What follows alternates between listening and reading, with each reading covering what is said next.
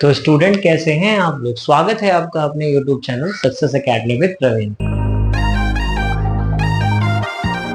तो आज की जो हमारी वीडियो होने वाली है वो 9th क्लास से रिलेटेड है। मिड पॉइंट थ्योरम मैं आपको कराने वाला हूँ बेटा जी। तो हमारी जो मिड पॉइंट थ्योरम है वो क्या कहती है, जो कि मोस्ट इंपॉर्टेंट है, 5 नंबर की थ्योरम आपके पेपर में आएगी ही आएगी। तो मिड पॉइंट थ्योरम करने से पहले आपको पता होना चाहिए कि ट्रायंगल क्या होता है, ठीक है ना। चलिए, मिड पॉइंट थ्योरम में हम ट्रायंगल से रिलेटेड ही कहीं ना कहीं चीजों को करेंगे। तो मिड पॉइंट थ्योरम में क्या बोला गया है, the line segment joining the mid point of two side of a triangle. बोला गया है कि अगर हम दो साइड ट्रायंगल की वहां पर अगर मिड पॉइंट को ले ले और ऐसे में उसको जब मिला दे तो वो थर्ड साइड की क्या हो जाती है, पैरेलल हो जाती है और इसके हाफ भी हो जाती है। तो हमें क्या प्रूव करना है कि जो ये वाली लाइन है, जो इस वाली साइड के मिड पॉइंट और इस वाली साइड के मिड पॉइंट से हमने इस लाइन को ड्रॉ करा है, वो इस वाली लाइन के हाफ हो जाएगी और पैरेलल भी हो जाएगी। तो चलिए, पहले तो हमने एक ट्रायंगल बना लिया और ट्रायंगल के इस साइड पे और इस साइड पे मिड पॉइंट ले लिया और हम क्या करेंगे, इसका नेम दे देंगे। इसका नाम दे देंगे ए, इसका नाम दे देंगे बी और इसका नाम दे देंगे सी। और जो हमने मिड पॉइंट लिया है, मिड पॉइंट को भी नाम दे देंगे, हम क्या दे देंगे, ई एंड एफ नाम दे देंगे। ठीक है बेटा जी। इससे पहले आपने क्या करा, ट्रायंगल को नेमिंग दे दी ए बी सी, और ए बी साइड पे जो मिड पॉइंट लिया है और ए सी साइड पे जो मिड पॉइंट लिया है उनको नाम दे दिया आपने ई एंड एफ। तो आप लिख लेते हैं। सबसे पहला आपका जो यहाँ पे सॉल्यूशन आएगा, गिवन लिखोगे आप, ठीक है ना। सॉल्यूशन यहाँ से आपका चालू है, तो मैं क्या लिखूंगा, A B C is a triangle. A B C क्या है, एक ट्रायंगल है। अच्छा, और हमने क्या लिए हैं, ई और एफ मिड पॉइंट लिए हैं, है ना। तो लिख देंगे E and F R mid point of, अच्छा ई किसका मिड पॉइंट है, ए बी का, एंड एफ किसका मिड पॉइंट है, जल्दी बताओ, ए सी का। यस, ठीक है ना, ये हमने लिख लिया। और क्या, अब हमें क्या प्रूव करना है, हमें प्रूव करना है कि क्या प्रूव करना है कि E F EF is parallel to BC and EF is also half of BC। यही हमें क्या करना है, प्रूव करना है। क्या करना है, प्रूव करना है, ठीक है ना। अच्छा, ये तो पता होगा भाई, जब ये मिड पॉइंट हो गया तो AE अपॉन में AE जो है वो BE के बराबर हो जाएगा, और जब F मिड पॉइंट हो गया तो AF बराबर हो जाएगा किसके, CF की हो जाएगा। अच्छा, यहाँ पे ना अब हमें ना क्या करना है, कंस्ट्रक्शन करना है एक पार्ट।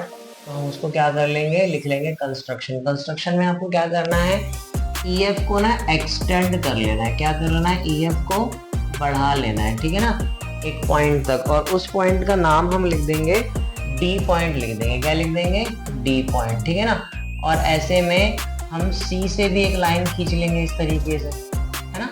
इस C से भी हम कहीं ना कहीं एक लाइन को खींच लेंगे। अच्छा, जहां पर ये देखो EF को हमने बढ़ा दिया पॉइंट, इसका नाम पॉइंट लिख दिया हमने D, ठीक है ना। ये हमने पॉइंट D तक बढ़ा दिया और CD को मिला दिया, EF को बढ़ा दिया D तक और C और D को हमने क्या कर दिया, ज्वाइन कर दिया। अब मैं इसी चीज को लिख लेता हूँ। तो हमने क्या करा, E और F को हमने क्या कर लिया, एक्सटेंड कर लिया। तो लिख लेंगे एक्सटेंड, क्या एक्सटेंड करा हमने, EF को एक्सटेंड करा, ठीक है बेटा। और क्या करा हमने, ज्वाइन कर दिया CD को, EF को हमने एक्सटेंड करा 2 पॉइंट, कहाँ तक करा, D तक, एंड ज्वाइन, और हमने किसको ज्वाइन कर दिया, CD को ज्वाइन कर दिया, ठीक है। तो ये हमने कंस्ट्रक्शन में लिख लिया। अब हम करेंगे नेक्स्ट है हमारा प्रूफ, ठीक है।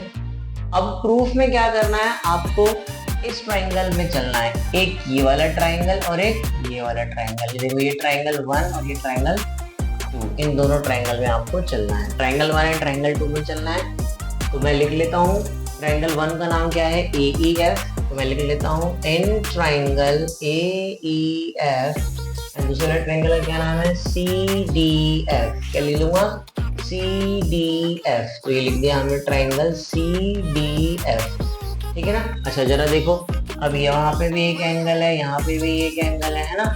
तो मैं इस एंगल को नेमिंग दे देता हूँ, इस एंगल को नाम दे देता हूँ मैं एंगल 1 नाम दे देता हूँ, और इस एंगल को नाम दे देता हूँ 2, ठीक है। और ऐसे ही मैं इसको भी नाम दे देता हूँ इसको नाम देता हूँ एंगल 3 और इसको नाम देता हूँ एंगल 4। इसको नाम दे दिया एंगल 3, इसको नाम दे दिया एंगल 4। तो चलो जो जो मेरे को दिख रहा है मैं वहां पे लिख लेता हूँ। मैं कह सकता हूँ angle 3 is equal to angle 4 vision alternate interior angle. दूसरा मैं कह सकता हूँ एंगल 1 बराबर है एंगल 2 के वर्टिकली अपोजिट एंगल। तीसरा कंक्लूजन क्या निकल के आ रहा है? यस, मैं कह सकता हूँ A F is equal to F C बोल दो या सी एफ बोल दो, बात बराबर है। क्यों? क्योंकि एफ इज, जो कि एफ क्या है, मिड पॉइंट है। किसका? एफ इज मिड पॉइंट है ना ऑफ इसका ए सी का। ठीक है भाई, यहाँ से क्या कंक्लूजन निकल गया है मेरे पास कि मेरे पास एंगल साइड एंगल, तो मैं कह सकता हूँ triangle A E F is congruent to triangle कौन सा, C D F by angle side angle, angle side angle. ठीक है, मैंने ये यहाँ पे लिख दिया। अच्छा, अब यहाँ पे क्या क्या चीजें बच गई? मैं कह सकता हूँ जो ए ई है, ए ई किसके बराबर हो जाएगा, सी डी के। तो मैं लिख देता हूँ भाई ए ई बराबर सी डी, है ना।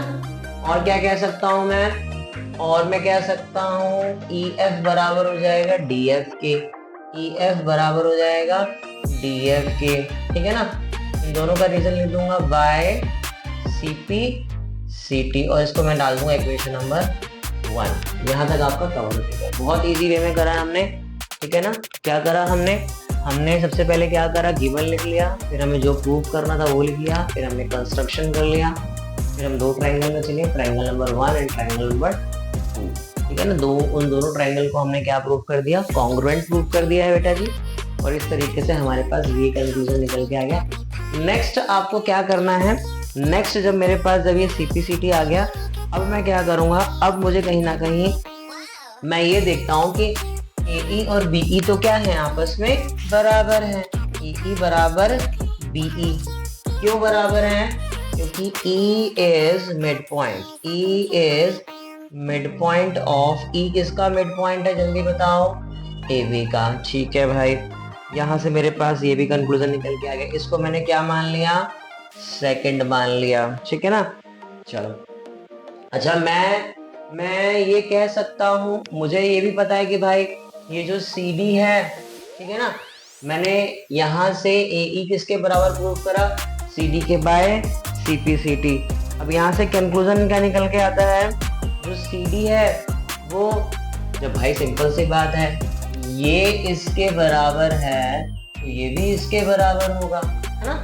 यहाँ से क्या कंक्लूजन निकल के आया हमारे पास, देखो AE बराबर BE है, और हमने ऊपर क्या लिखा था, AE बराबर CD है, यहाँ पे AE बराबर BE है, तो मैं CD और BE को भी बराबर लिख सकता हूँ, बिल्कुल लिख सकता हूँ, है ना। तो मैं यहाँ से क्या लिख दूंगा, CD किसके बराबर आ जाएगा, BE के बराबर आ जाएगा, है ना। तो यहाँ से ऊपर से ना एक इक्वेशन और लिख देते हैं, फ्रॉम इक्वेशन 1 एंड इक्वेशन 2 क्या निकल के आए, AE CD के बराबर, AE BE के बराबर। तो मैं यहाँ से लिख दूंगा CD is equal to BE। अब यहाँ पे CD BE के बराबर भी है, एंड जो CD है वो कहीं ना कहीं BE के पैरेलल भी दिख रहा है।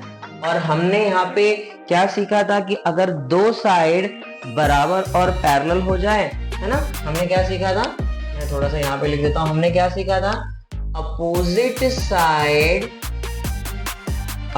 Side are parallel and equal. अगर अपोजिट साइड पैरेलल और इक्वल है तो यहाँ से मैं क्या कह सकता हूँ, देयरफॉर BCDE इज क्या है, इज अ पैरेललोग्राम।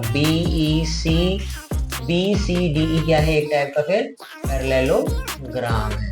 चलो, यहाँ से मेरे पास हो गया भाई कि BCDE क्या है, एक टाइप का पैरेललोग्राम है। अब पैरेललोग्राम है तो मैं यहाँ से कह सकता हूँ कि भाई ये इसके पैरेलल है तो ये भी इसके पैरेलल होगा, है ना, ये भी ठीक बात है। ठीक है ना, यहाँ से मैं क्या कह सकता हूँ, भाई पैरेललोग्राम है तो इसकी ये वाली साइड इसके पैरेलल है तो ये वाली साइड भी इसके पैरेलल होगी। अच्छा, ED पैरेलल है तो EF भी पैरेलल होगी, तो मैं यहाँ से कह सकता हूँ EF is parallel to BC। देखो पहली चीज हमें ये प्रूव करनी थी, है ना। देखो चेक करो यहाँ पे, तो ये हमारा कंप्लीट हो गया। अब दूसरा ये रह गया है, दूसरे को भी चेक करो। पहला हमने पैरेलल प्रूव कर दिया है। अच्छा, मैं कह सकता हूँ ED is parallel to BC, ये भी कहीं ना कहीं क्या है, आपस में पैरेलल भी है ना, पैरेलल भी है। And ED is also equal to BC। अच्छा, मैं अगर ED और BC को अगर देखूं तो ED में दो चीजें आ रही हैं। ED में दो चीजें कौन सी आ रही हैं, एक आ रहा है EF प्लस एक आ रहा है DF। ये दोनों मिला के क्या बना रही हैं, क्या बना रही हैं, ED बना रही हैं, इज इक्वल टू BC। अच्छा, मैं यहाँ पे लिख देता हूँ कि EF और DF जो है, ED इज इक्वल टू क्या हो जाएगा, EF प्लस DF हो जाएगा, ठीक है ना। अब आप चेक करो, जो EF और DF है ये भी दोनों आपस में बराबर हैं। जरा चेक करो यहाँ पे, जरा चेक करो EF और DF क्या, EF और DE क्या है, आपस में बराबर है, ठीक है। यहाँ से EF एंड DF, यहाँ पे DF लिखना था, मैं DF लिख देता हूँ, है ना।